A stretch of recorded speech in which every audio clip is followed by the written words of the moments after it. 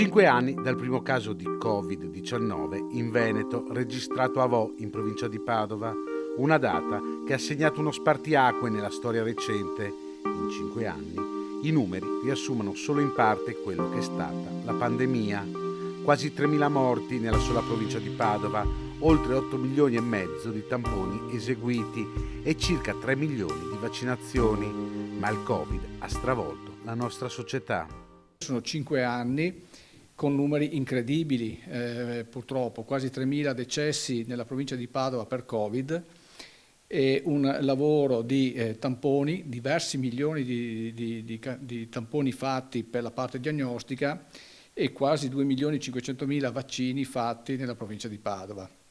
Ma non vorrei ricordare solo questi elementi perché l'impatto è stato notevolissimo su tutta la comunità. Pensiamo alla scuola, il lockdown, il problema dei ragazzi. Le mascherine, il distanziamento che ha investito ogni campo della quotidianità, dagli affetti al lavoro e stravolgendo la sanità.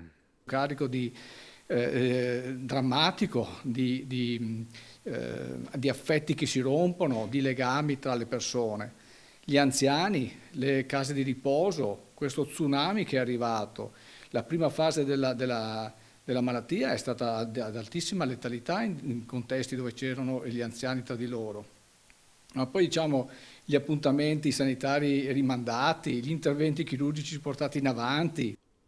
Rispetto al picco di contagi registrato nel febbraio del 2021, oggi i casi di Covid sono minimi e in rarissimi casi portano all'ospedalizzazione, ma gli esperti non escludono nuove pandemie.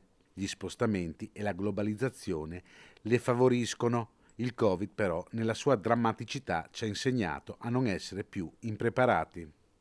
Cosa ci rimane? Ci rimane moltissimo perché intanto stiamo lavorando sul piano pandemico nazionale, regionale e dell'azienda ULSS6 che poi è fatto insieme agli altri erogatori di servizi sanitari della provincia di Padova e quindi siamo pronti qualora si dovesse ripresentare una situazione di epidemia importante o di pandemia di non essere così impreparati come lo si era all'inizio del problema del Covid.